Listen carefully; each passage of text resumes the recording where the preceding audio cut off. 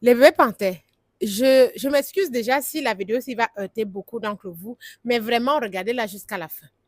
Je sors comme ça là de 2 séminaires. En fait, j'ai regardé 2 séminaires sur odyssée.com. C'est un site que vous devez vraiment aller chercher. Et là-bas, il y avait un séminaire qui opposait un Asiatique, précisément un Chinois, face à un Allemand. Donc, un Asiatique et un Caucasien. Et le deuxième séminaire opposait un Africain, un Nigérian et un Américain.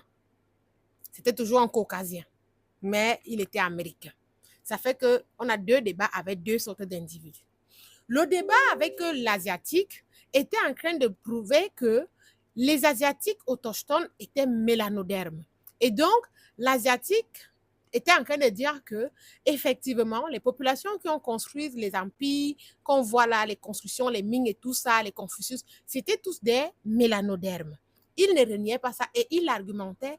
Et ce qui m'a vraiment fasciné, subjugué, c'était qu'à aucun moment, il n'a cité un écrivain qui n'était pas asiatique. Toutes ses références, tous ses arguments étaient asiatiques. Il y avait des hindous, il y avait des indiens, il y avait des japonais, des coréens, des thaïs, des vietnamiens, des philippins, des chinois, tout. Il n'a cité que, à un seul moment, il a cité un chercheur africain, c'était Cheikh Anta Diop. Un seul moment, il a cité un seul, c'était Cheikh Anta Diop. Et le caucasien a fait pareil. Le caucasien allemand a fait pareil. Il argumentait en lui disant que la race aryenne, n'est-ce pas, est celle qui allait construire la Chine. Donc, les Aryens se retrouvent là-bas et tout. Et il lui disait que c'est faux. Vous êtes plutôt venus détruire ce qui était là et vous avez modifié. Et c'était assez intéressant. Hein. J'ai regardé ça et après la vidéo qui suivait en bas m'a proposé quelque chose d'autre. C'était donc un Américain et un Africain, donc Nigérian, USA. Sauf que cette fois-ci, le débat est parti d'une autre façon. Le Nigérian disait que les Américains qui sont là-bas sont des Européens. Et ils ne s'appellent pas Européens américains.